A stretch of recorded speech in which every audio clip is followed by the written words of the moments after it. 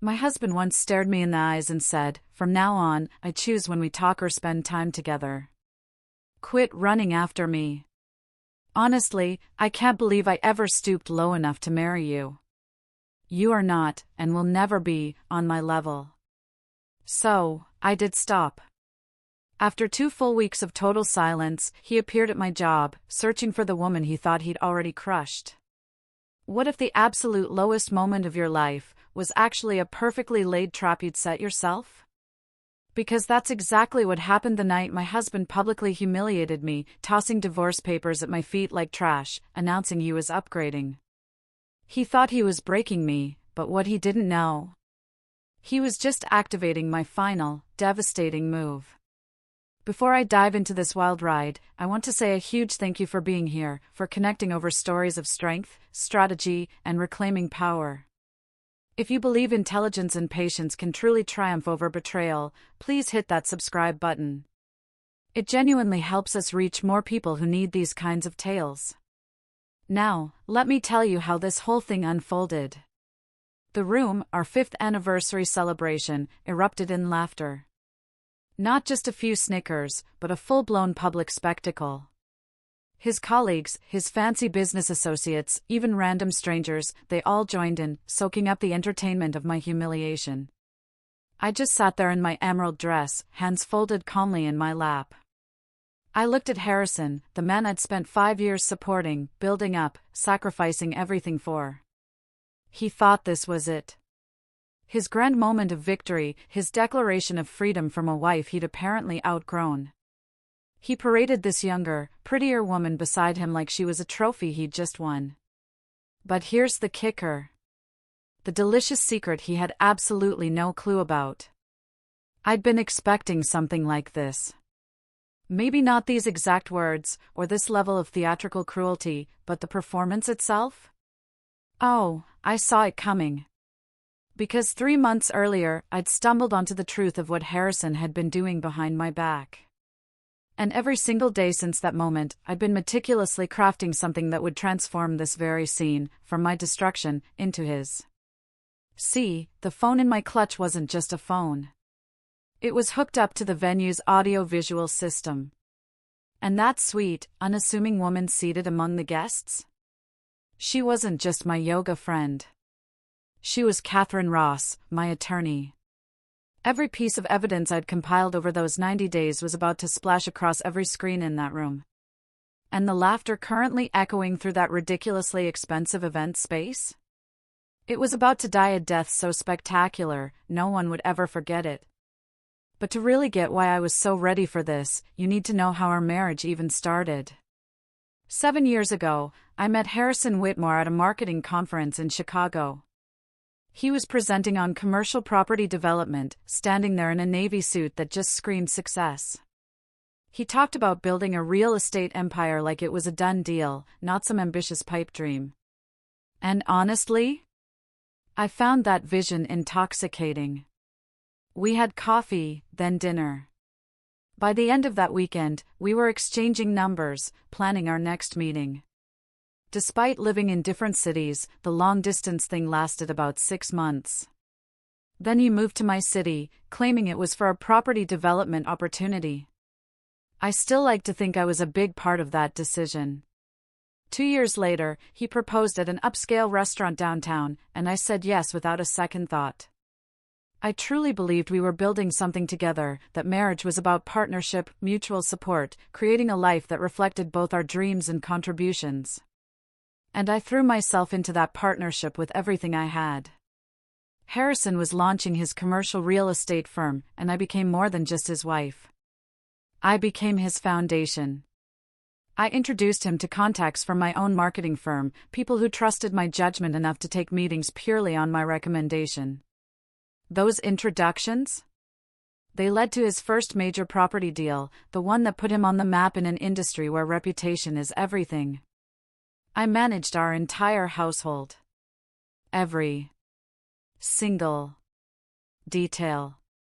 I took on all the invisible labor, all the things that kept our lives running smoothly. The grocery shopping, meal planning, bills, mortgage payments, coordinating with repair people, managing our social calendar so we stayed connected to the right people for his career. I hosted dinners for his business associates, turning our suburban home into this perfect, polished space where deals could be discussed over wine and perfectly prepared meals. I learned to read a room, to know when to chime in, and when to just subtly make him look good. I supported every late night, every risky investment, every sacrifice that I made so he could advance. I told myself, this is what partnership looks like. My contributions are building our future. Even if his name was on the business cards and the property deals, our home became my project. I decorated it meticulously, creating an impression of success and stability.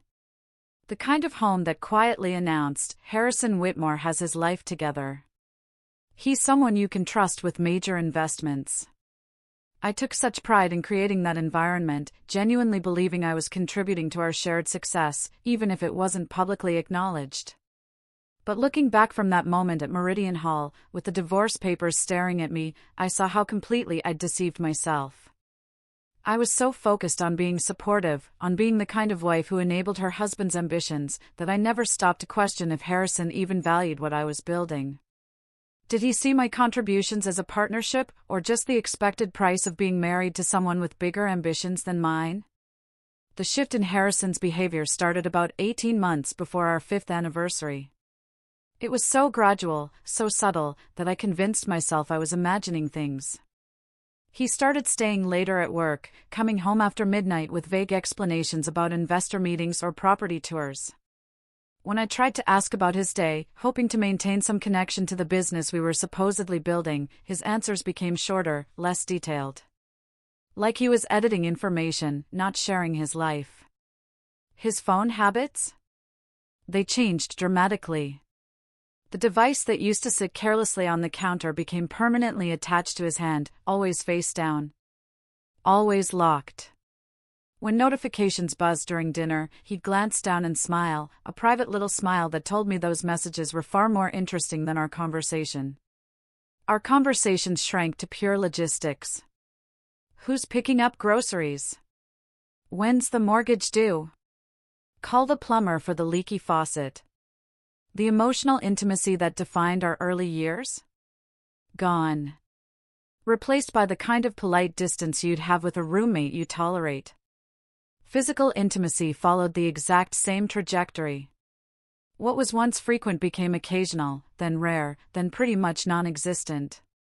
When I tried to initiate anything, he'd sigh, claiming exhaustion from work stress, the demands of a major deal, the need for all his mental energy. He said we were just going through a difficult phase that would improve once his projects were done. I believed those explanations, because believing them was easier than confronting what they might actually mean. I told myself that successful marriages had to weather challenging seasons.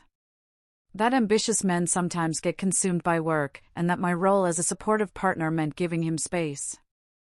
I made excuses constantly. I even made excuses to my sister Emma, who started asking uncomfortable questions about why we never seemed happy anymore.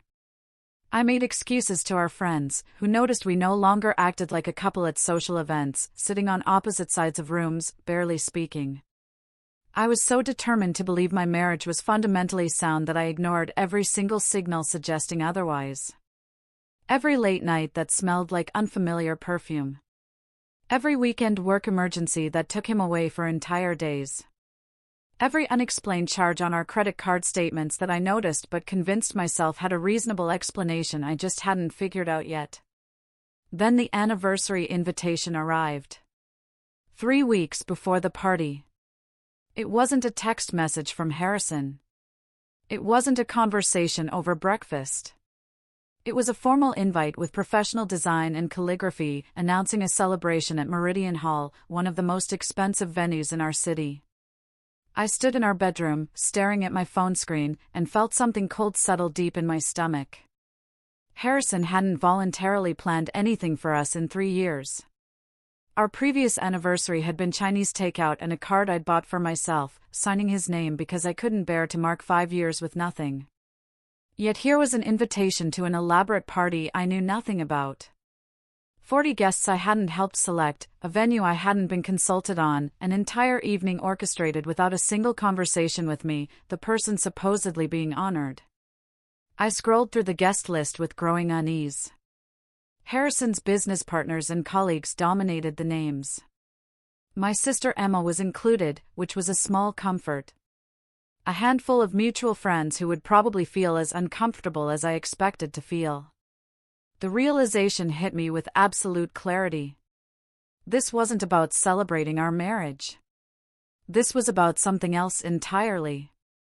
Something that required an audience, formal planning, and a venue expensive enough to make an impression on the people Harrison wanted to witness whatever he was preparing to do. That afternoon, during my lunch break, I called Emma from my car in the office parking lot. "Gemma," she said, her voice laced with concern even before I finished explaining the invitation. "When a man who hasn't planned anything in 3 years suddenly throws an expensive anniversary party without consulting his wife, that's not romance. That's something else. You need to be ready for whatever he's planning to do in front of all those people." Her words articulated the fear I'd been trying to suppress. I wanted to defend him, to insist she was wrong, to maintain the illusion that my marriage was just going through a rough patch. But I couldn't make myself believe the excuses anymore. 3 weeks later, I would be sitting at Meridian Hall in that emerald dress, watching my husband announce our divorce to 40 witnesses while standing beside his mistress. But in that moment, sitting in my car with Emma's warning echoing in my mind, I made a decision that would change everything. I wasn't going to be a victim. I was going to be ready. That decision, to be ready rather than reactive, carried me through the rest of the week. I moved through our house like a ghost, touching furniture I'd picked out, looking at photographs of a marriage that now felt like fiction. Harrison came and went with his usual detachment, barely registering my presence beyond logistical exchanges. Then Saturday morning arrived, 3 weeks before the party. Harrison left at 6 a.m. for his routine at the downtown gym, the exclusive club he joined 8 months earlier, claiming he needed to network with high-net-worth clients. I heard the front door close and his car pull out while I was still in bed, pretending to sleep because our mornings had become an exercise in avoidance. I got up 30 minutes later and went downstairs for coffee. My weekend ritual, grinding fresh beans using the French press he'd given me 3 years ago, back when he still paid attention to things I liked. The kitchen was quiet, just the sound of water heating and beans grinding. Familiar domestic sounds that felt utterly alien now that I understood how completely the foundation beneath them had cracked. Then I saw it. His laptop, open on the counter. Harrison never left his laptop open. Everything had become password protected, devices treated like classified documents. Yet there it sat, screen glowing faintly in the morning light. I was pouring hot water over the coffee grounds when the notification appeared. A small pop-up in the corner of the screen, perfectly visible. My hand still on the French press handle as I read the words that made time stop, weekend away with Elle, Napa Valley Resort. Confirm reservation. The dates were for next month, Thursday through Sunday. For days at the romantic Vineyard Resort I'd been suggesting we visit for 2 years. The place I'd bookmarked and mentioned repeatedly, trying to find something that might restore what we'd lost. But it wasn't with me. It was with Elle. A single initial, suggesting either careful discretion or the kind of casual intimacy where full names become unnecessary. I set the French press down with deliberate care. My coffee forgotten. I walked the 3 steps to his unguarded laptop. The shower upstairs was still running. Harrison would be occupied for at least another 10, maybe 15 minutes. I should have closed the laptop, respected his privacy, walked away, and convinced myself there was an innocent explanation. But my hands were already moving, already clicking on the notification to open the calendar application. The screen filled with entries I had never seen before. Weeks and months of scheduled appointments that told a story I had been refusing to acknowledge, even as I lived inside it. Lunch with Elle appeared every Tuesday and Thursday at noon, always during hours Harrison claimed to be meeting investors or touring properties. The entries stretched back for weeks. A pattern so consistent, it was clearly routine. Evening at AL's place populated most Thursday nights, the same evenings he told me he was at networking events, coming home after midnight smelling like wine and cigarettes, explaining he'd stayed late to make the right connections.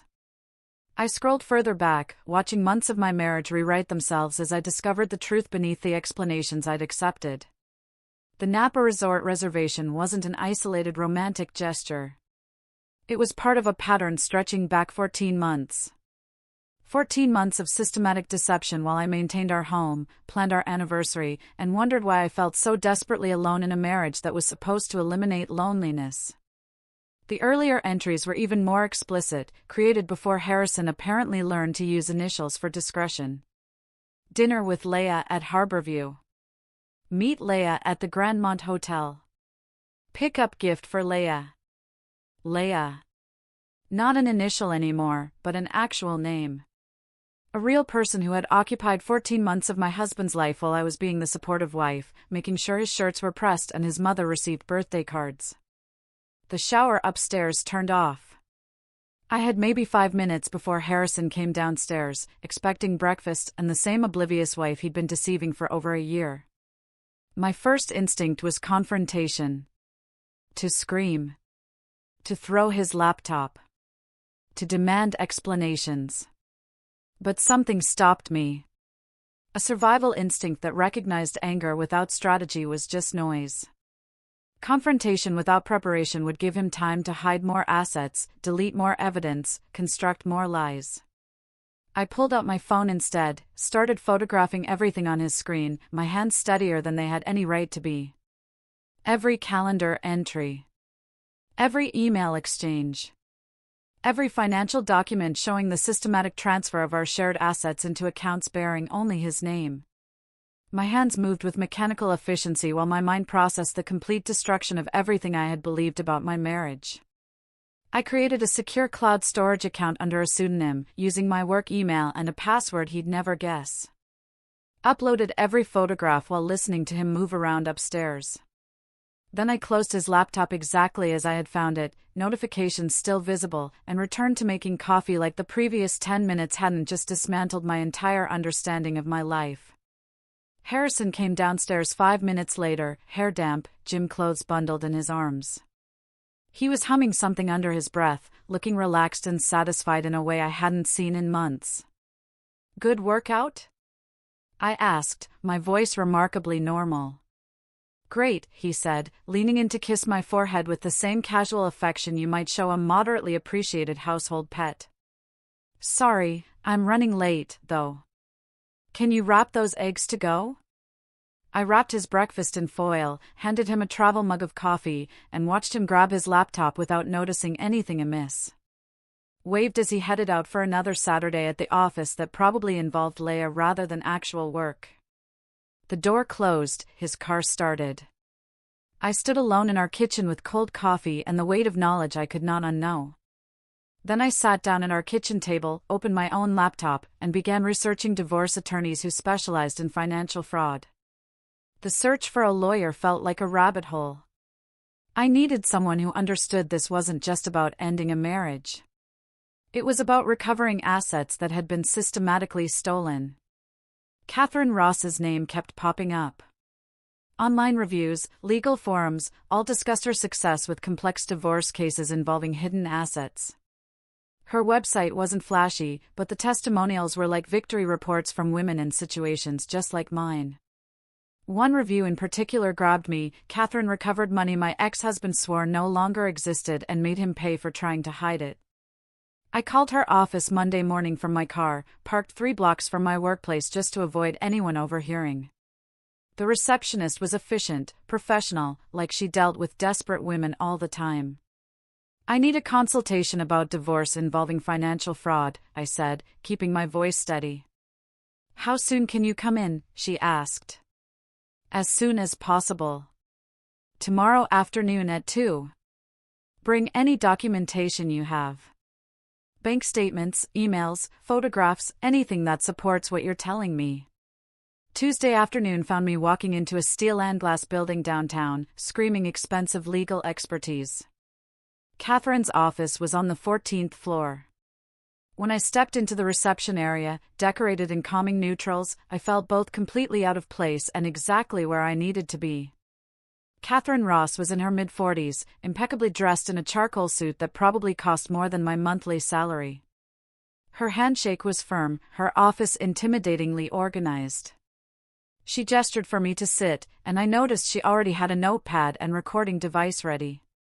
"Tell me everything," she said simply. I showed her the screenshots on my phone, walked her through the calendar entries and emails, explained the financial documents. By the time I finished, 40 minutes had passed, and Catherine had filled several pages with notes. "Your husband," she said, looking up from her pad with an expression both sympathetic and predatory, "is both dishonest and sloppy. That combination will be his downfall." She asked questions for another 30 minutes, drilling into every detail. Then she leaned back and outlined what would happen next. Over the next 2 weeks, Catherine assembled a team that operated with military precision. A forensic accountant named Marcus started tracing Harrison's financial movements, uncovering layers of hidden accounts. A private investigator started documenting Harrison and Leia's movements. A paralegal named Sophie organized everything into case files that grew thicker each time I visited. The team uncovered so much. Harrison's hidden vintage watch collection worth at least $40,000, sitting in climate-controlled storage while he told me we needed to be careful with spending.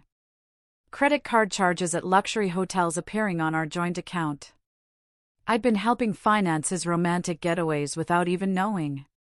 Marcus documented dinners at expensive restaurants, jewelry purchases from boutiques I'd never visited, spa treatments that definitely weren't for me. The private investigator captured video footage of Harrison and Leia holding hands across tables at lunch, entering hotels in the middle of the afternoon, emerging hours later with body language that left no doubt about what had happened inside. 3 weeks into building our case, Catherine called me back into her office for a strategic planning session. She'd noticed something significant about the timing and nature of the anniversary party. "He is planning something public," Catherine said, her expression serious. "The expensive venue, the guest list heavy with business associates, the formal invitations. This is not about celebrating your marriage. This is theater." She explained that men like Harrison didn't just want to leave their wives. They wanted to be seen leaving, to be witnessed making what they considered an upgrade, to have their decision validated by people whose opinions mattered for their professional and social standing. "The anniversary party is not a celebration," she continued. "It is a stage. He is going to do something there, and we need to be ready with a response that is equally public and far more devastating." Her assessment made terrible sense. It explained why he'd suddenly taken the initiative to plan an elaborate event when he hadn't organized anything for us in years. This wasn't about honoring our marriage. It was about positioning himself as the successful man finally free from the burden of a wife he'd outgrown.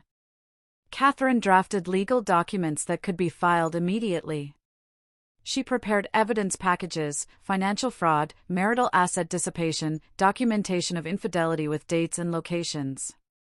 She coordinated with Marcus and the PI to ensure we had comprehensive documentation, leaving no room for him to claim I was exaggerating. "When he makes his move," Catherine said, "we respond immediately, publicly, and with evidence he cannot dispute. He wants theater? We will give him theater.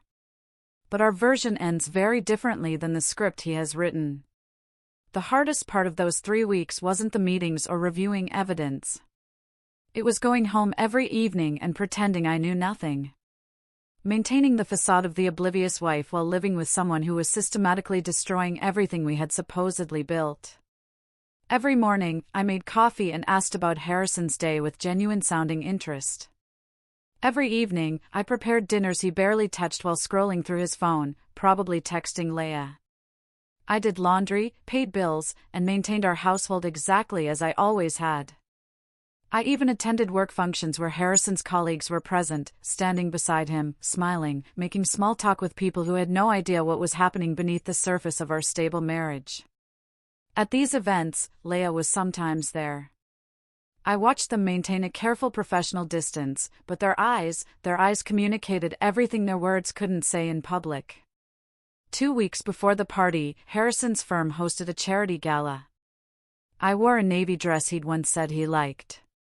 Leia arrived halfway through wearing something red that drew attention from every man in the vicinity. During a break, I found myself near the bar at the same time as her. She smiled with what appeared to be genuine friendliness. "You must be so proud of Harrison," she said, gesturing toward him. "He's built something really impressive." "We built it together," I replied, keeping my voice pleasant, though a quiet rage burned beneath my composure. "I was there from the beginning. Made a lot of it possible, actually."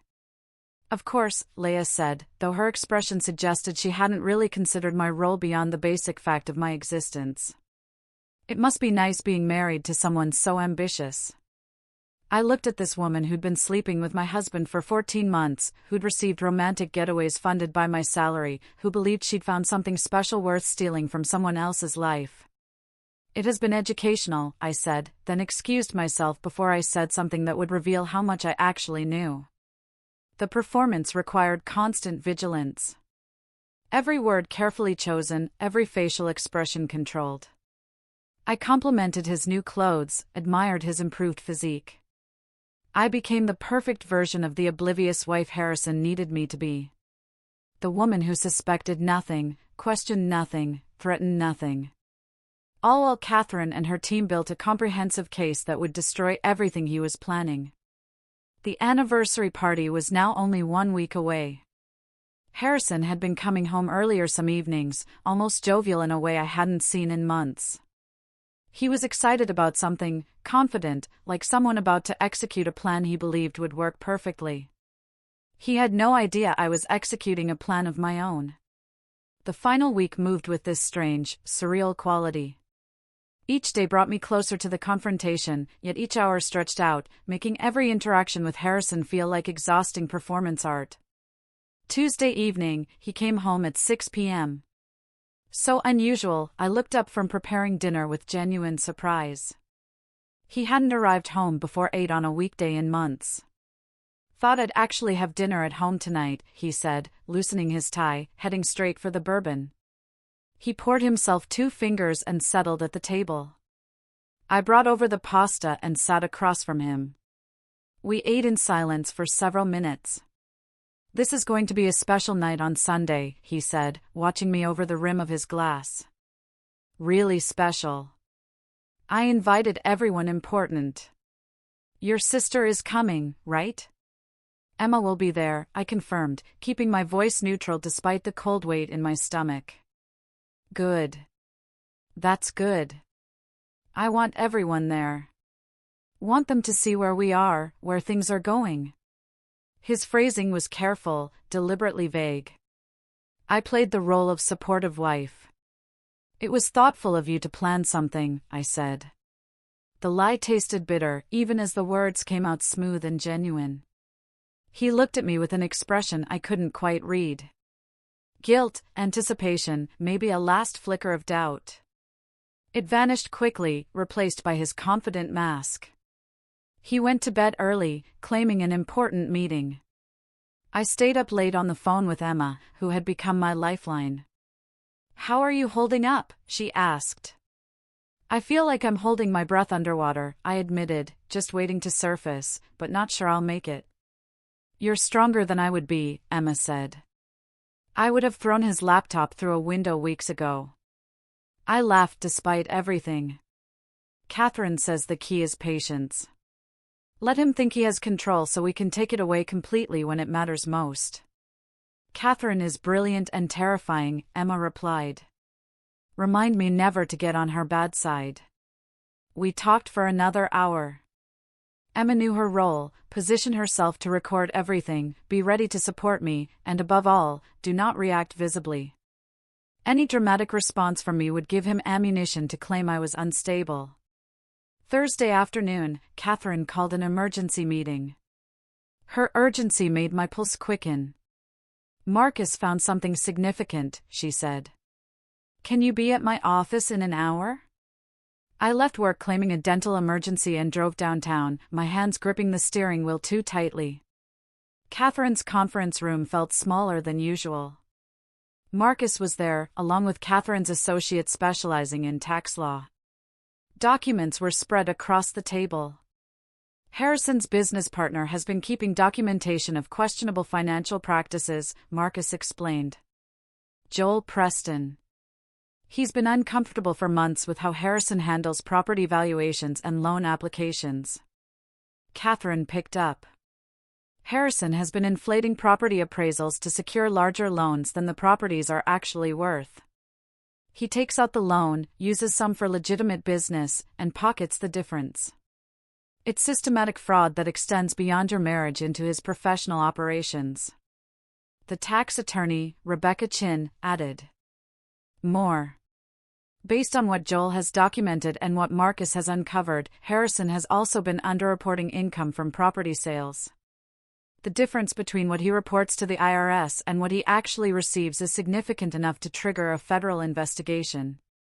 I sat down slowly, processing the scope of what they were telling me.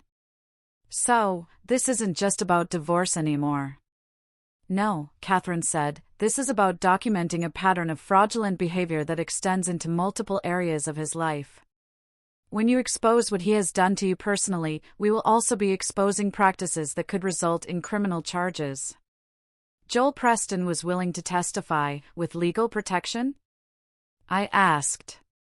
Already in process, Catherine replied. Rebecca has contacts at the IRS who will be very interested in this information. We've drafted a formal complaint with enough detail to trigger an investigation, but we're holding off on filing it until after Sunday. Why wait? Because timing matters, Catherine explained. If we file before the party, Harrison might get wind of it and change his plans. We need him to proceed with whatever he has orchestrated for Sunday evening. We need him confident and exposed. Then we hit him with everything at once. The personal betrayal, the financial fraud within your marriage, and the professional misconduct that threatens his entire business. The scope of what we were building felt overwhelming. You need to leave no room for doubt, Catherine said. No space for him to claim you're a vindictive ex-wife, exaggerating the truth. When you reveal what he has done, it needs to be so thoroughly documented that nobody, not his colleagues, not his business partners, not even his lawyers, can question the evidence. Friday afternoon, I picked up the emerald dress. The silk was beautiful, the cut flattering. Emma had come for moral support. As we headed back to my car, my phone buzzed with a text from Harrison, "Wear something nice tomorrow. I want you to look good for our guests." I showed the message to Emma, who actually threw her own phone across my car in frustration. He's unbelievable. He's going to publicly divorce you, and he wants you to dress up for it? That's exactly what I need, I said, surprising myself with how calm I sounded. His arrogance is what makes this work. He's so confident I'll comply with his expectations, even as he destroys our marriage, that he can't imagine I might have plans of my own. Emma retrieved her phone. You are terrifying when you're strategic. Remind me never to cross you. That evening, Harrison worked late again.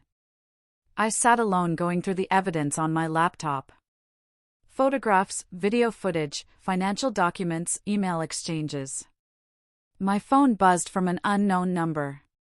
The message was short, devastating in its casual confidence. Tomorrow is going to be perfect. Finally, I can stop hiding. The text was clearly meant for Harrison. Leah had somehow confused my number with his. I forwarded the screenshot to Catherine. Her response came within minutes, perfect. Keep that. We can use it. Saturday evening arrived with the quality of a Last Supper. Harrison came home early again, poured bourbon for both of us without being asked, and actually sat with me in the living room. I've been thinking about us, he said after several minutes of silence. I waited, letting him fill the quiet with whatever carefully constructed statement he'd prepared. Tomorrow is going to mark a new chapter. Things have been difficult, I know, but change can be good. Change can be exactly what people need to move forward. His words were deliberately vague. I played along. Change can be good, I agreed. Tomorrow will certainly be memorable. We sat there for another hour having the most extended conversation we'd shared in months. Every word he spoke was theater. Every response I gave was performance. Two people speaking different languages while pretending perfect understanding. Harrison went to bed early. I sat alone finishing my bourbon, thinking about how tomorrow night would be the last time he slept in this house as my husband. Possibly the last time he would be a free man before everything he had built came crashing down on him with the weight of thoroughly documented truth. I felt surprisingly calm, almost peaceful, like someone who had been climbing a mountain for 3 months and could finally see the summit. Tomorrow, I would reach it. Sunday arrived with the weight of inevitability. I woke before dawn, listening to Harrison sleep beside me. I spent the day in careful preparation. The emerald silk dress hung ready. Hair appointment at 3. Every detail mattered. Every element of my appearance needed to communicate that I was someone who deserved respect, not someone who could be casually discarded. Harrison spent most of the day at his office, claiming last-minute preparations. He came home at 4 to shower, passing me in the hallway with barely a word. I was grateful for the solitude. It gave me time to center myself, to run through the plan one final time with Catherine, to prepare mentally for what was coming. At 6:30, I stood outside Meridian Hall, alone. Emma had offered to arrive with me, but I declined. I needed this moment to myself. Needed to walk through those doors on my own terms, carrying the weight of what I knew and what I was about to do. The building was stunning, glass and steel rising above the harbor. The kind of venue that screamed expensive taste.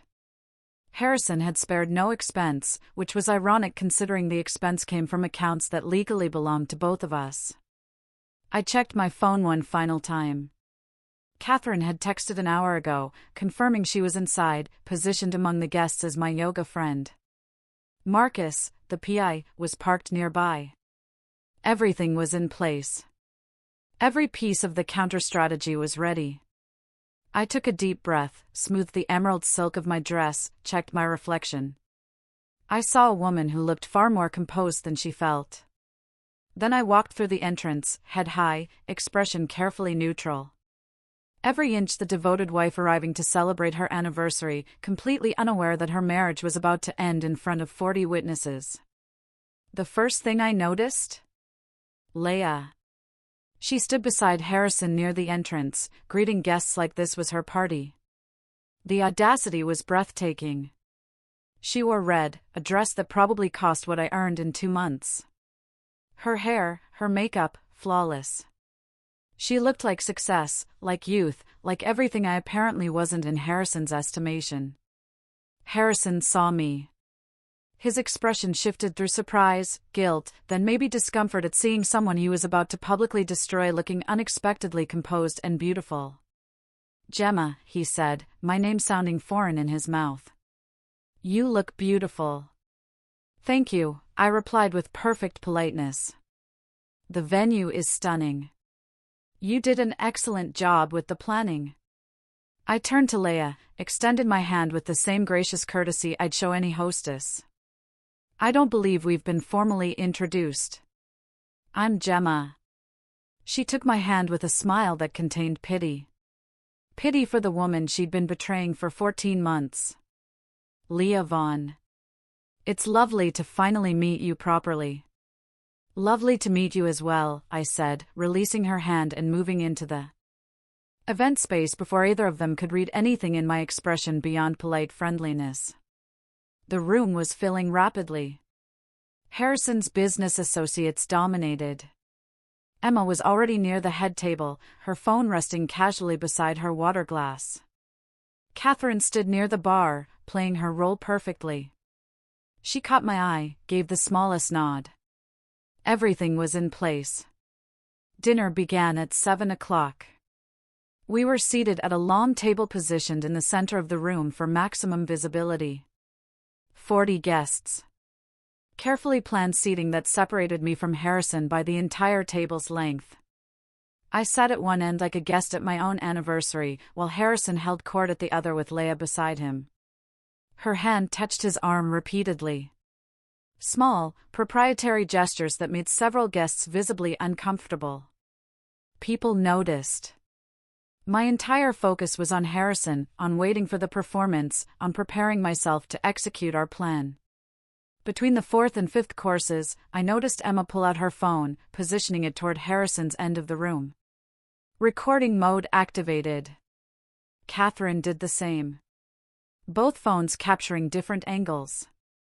Then Harrison stood. The room went silent immediately. Thank you all for celebrating this special evening with us. His voice carried with practiced confidence. Every word rehearsed. 5 years ago, I made a commitment. Tonight, I want to acknowledge that commitment and where it has brought me. I watched his face, saw the satisfaction, the confidence of someone who believed he was finally taking control. Marriage teaches you what you really want, he continued, looking directly at me across the table. What you actually need, what you are willing to settle for versus what you deserve. Several guests shifted uncomfortably. The atmosphere changed. Gemma has been exactly what I expected when we married. Supportive, reliable, present. He made those qualities sound like criticism, like failures disguised as compliments. But I have grown beyond what I was 5 years ago. My business has expanded. My vision has evolved. And I have found someone who matches where I am now, not where I was then. Leia looked at him with undisguised adoration. The room was utterly silent except for soft classical music playing from hidden speakers. An utterly inappropriate soundtrack for the destruction unfolding. Harrison reached into his jacket and pulled out a manila envelope. He walked the entire length of the table with theatrical precision and placed it directly in front of me.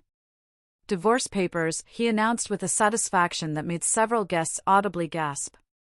Already filed, already processed. I'm done with you, sweetheart. Finally, completely done. I am upgrading now.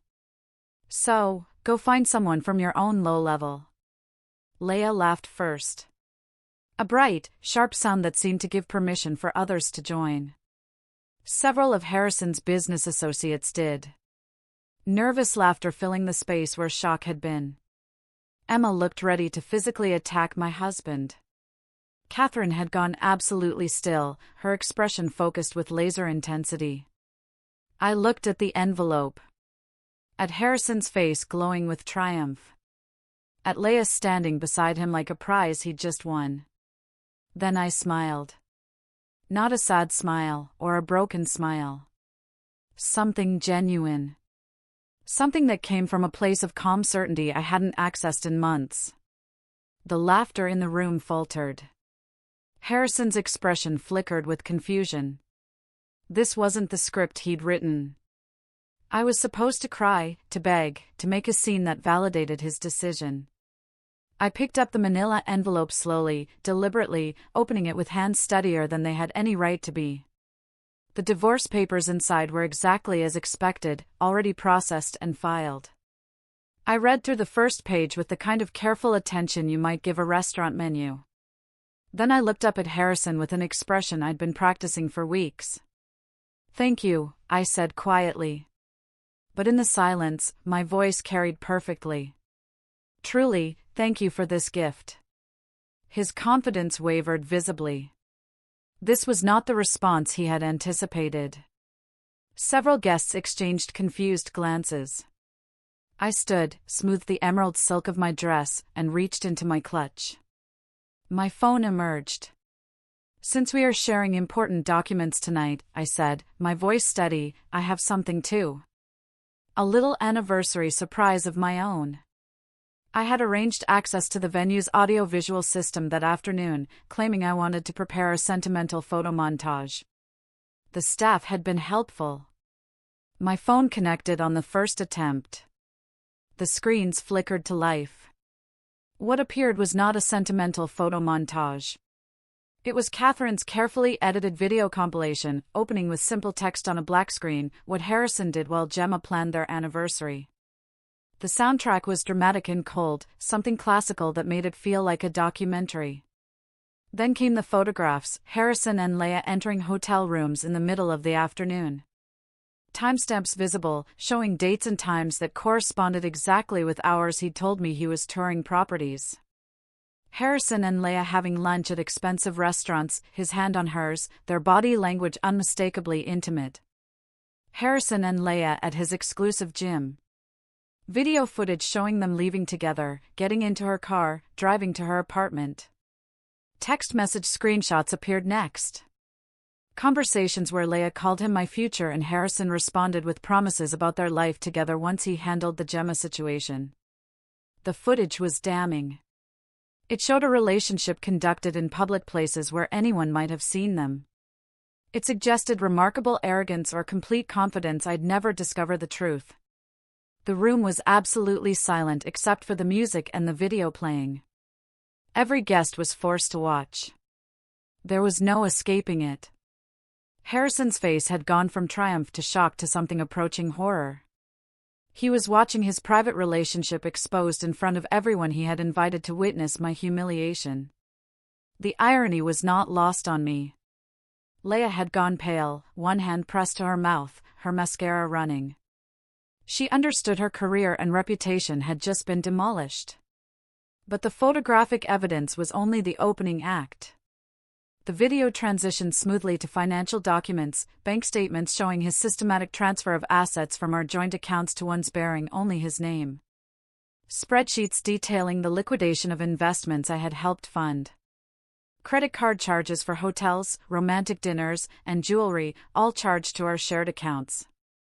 The screens displayed documentation of the storage unit containing his vintage watch collection he'd claimed was sold years ago.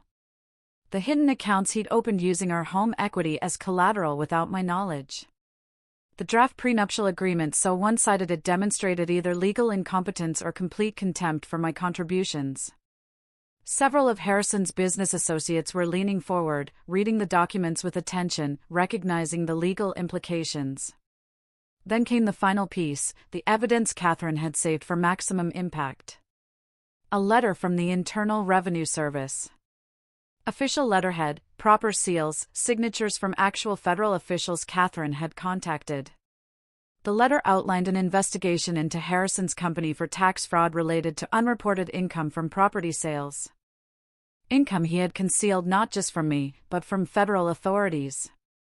The document detailed potential charges that could result in significant fines and possible criminal prosecution. 40 guests sat in absolute silence, watching a successful man's reputation disintegrate in real time across multiple screens, watching private financial crimes become public record, watching what they thought was a simple divorce announcement transform into evidence of systematic betrayal and fraud that extended far beyond marital misconduct. When the screens finally went dark, the silence was total, broken only by the sound of someone crying. Leia. Her face had crumpled.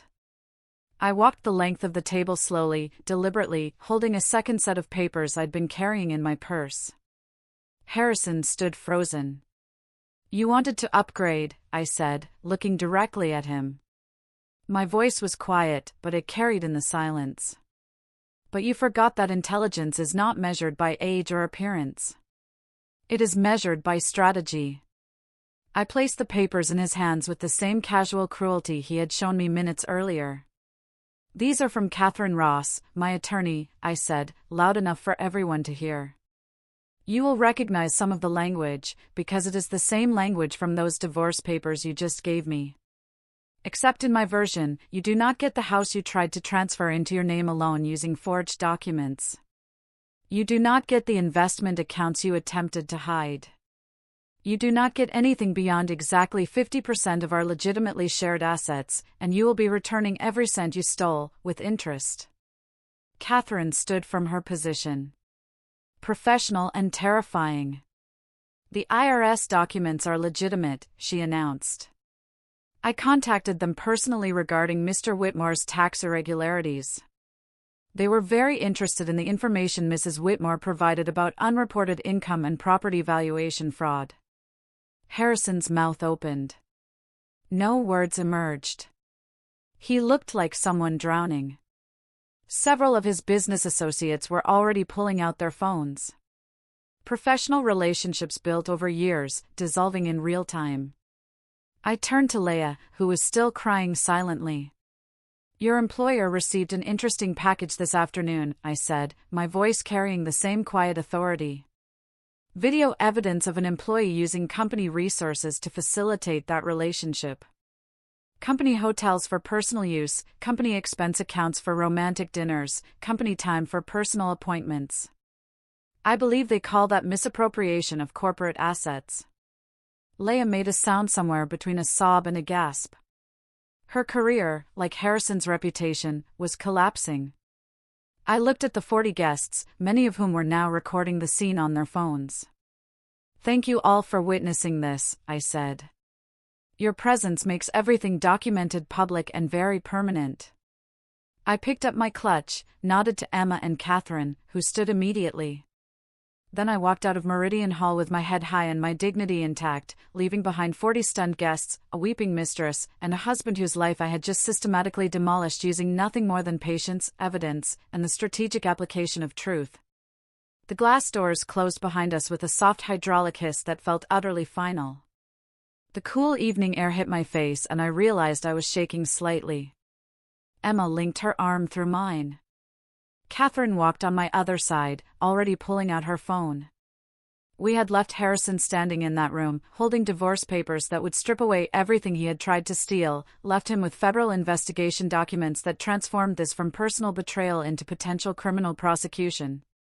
Through the glass walls, I could see guests clustering, some leaving, others discussing what they just witnessed with fascinated horror. "That was the most incredible thing I have ever witnessed," Emma said once we reached her car. "Gemma, that was perfect. Everything was absolutely perfect." I leaned against her car and let out a breath I felt like I'd been holding for 3 months. "I need to not go home tonight." "You are staying with me," Emma said immediately. "For as long as you need." I already made up the guest room because I figured you wouldn't want to go back there tonight. Catherine finished whatever she was typing. "He will try to contact you," she said matter-of-factly, "probably within the hour." Angry first, demanding to know how you could do this to him, then pleading, asking you to fix what you just did to his reputation. Do not respond to anything. Not texts, not calls, not emails. All communication goes through me now. "I understand," I said. "I am serious about this, Gemma. Any direct communication with him can be used to suggest you are open to reconciliation or negotiation outside proper legal channels. Let him spiral. Let him panic. Let his attorneys deal with the mess he created while we proceed with documenting and recovering every asset he tried to hide." We drove to Emma's apartment in separate cars. It felt surreal. Her apartment, smaller than the house I shared with Harrison, but filled with furniture she'd picked. She poured wine while I tried to process the evening. My phone started buzzing around 9. Texts from unknown numbers, notifications from social media. Emma's phone was doing the same. "Gemma," she said slowly, staring at her screen. "The video is already online." Someone had uploaded footage from the dinner to multiple platforms. The view count was climbing, hundreds, becoming thousands as we watched. "How many people were recording?" I asked. "At least a dozen that I could see," Emma replied. "Everyone had their phones out once your video started playing." We watched in real time as the anniversary dinner became viral content. The comment sections filled with responses from supportive to celebratory. People were praising my strategic patience, mocking Harrison's arrogance, celebrating what they called the most satisfying public revenge. Someone had already edited a shortened version focusing on Harrison's announcement followed by my counter-reveal. It was professional, set to dramatic orchestral music. That version spread even faster. "This is insane," Emma said. "Hundreds of thousands of views already, maybe more than 1 million. By midnight, it was several million." My face was being screenshotted, turned into reaction images. Someone created a meme using the moment I thanked Harrison for the divorce papers, captioning it with text about strategic planning. That meme was being shared hundreds of thousands of times. I turned off my phone around 1 a.m. Emma did the same after confirming Catherine had everything she needed. Try to sleep, Emma said, showing me to her guest room. Tomorrow is going to be intense, and you need rest. I lay there for what felt like hours. Sleep seemed impossible despite exhaustion. Monday morning arrived too quickly. I woke to sunlight through unfamiliar windows, the disorienting realization that my life had fundamentally changed overnight. Emma was already up. Catherine called, she said, handing me a mug. She wants to talk to you this morning. Said it's important. I called Catherine back while Emma made breakfast. Neither of us would eat. 3 of Harrison's major investors pulled funding. Overnight, Catherine said without preamble. They issued statements citing concerns about financial irregularities and declining confidence. Joel Preston released a public statement distancing himself from Harrison's conduct, both personal and professional. That was fast, I said. Self-preservation usually is. 2 property development deals Harrison was negotiating fell through. The clients don't want association with someone under federal investigation. And Leah was terminated from her position, effective immediately. That last piece hit differently. Leah had made choices that destroyed her career, but it was sobering how quickly professional consequences manifested. Her company released a statement about ethics violations and misuse of corporate resources, Catherine continued. Very brief, very corporate, but clear enough. Her name is now permanently linked to both infidelity and professional misconduct. What about Harrison? Has he tried to contact you? His attorney called 4 times last night and twice already this morning. They want to settle immediately.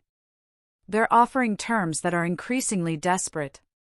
Each offer is worse for him than the previous one because they understand his position is deteriorating rapidly. What do you recommend? Reject everything until we have completed comprehensive asset valuation. The longer we wait, the weaker his position becomes. His business is collapsing. His reputation is destroyed. Federal investigators are beginning their inquiry. He has no leverage.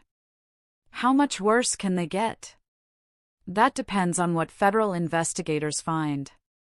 If the property valuation fraud is as extensive as Joel's documentation suggests, Harrison could face significant fines and potentially prison time.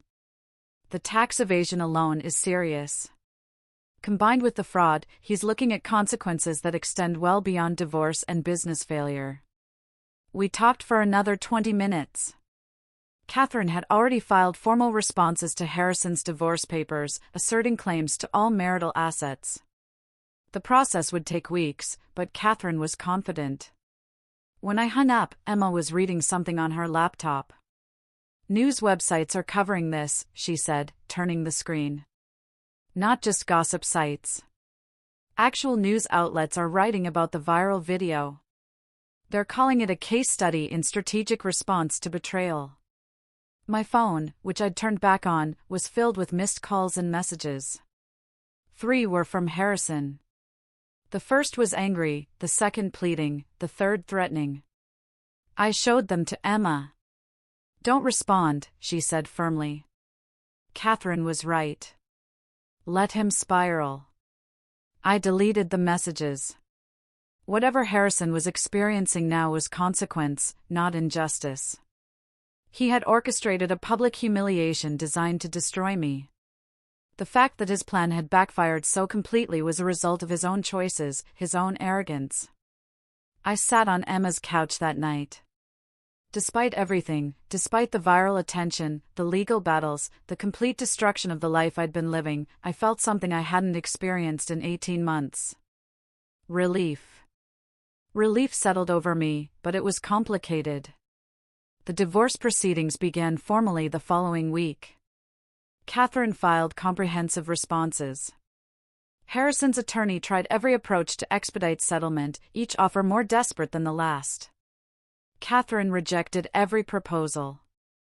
The proceedings took 3 months to finalize. Judge Margaret Chin, a woman with a reputation for no-nonsense adjudication of complex marital disputes, presided over our case. Harrison's attorney tried to argue the viral video created prejudice. Judge Chin shut it down with a single sentence: "Your client damaged his own reputation through systematic fraud and public cruelty." Mrs. Whitmore simply documented the truth. The settlement was everything Catherine had promised and more. The house remained mine. The investment accounts were divided exactly in half. Retirement funds split according to proper legal formula. Every asset Harrison had transferred to his personal accounts came back, with interest. The vintage watch collection was sold at auction. Catherine even recovered compensation for money Harrison had spent on Leah.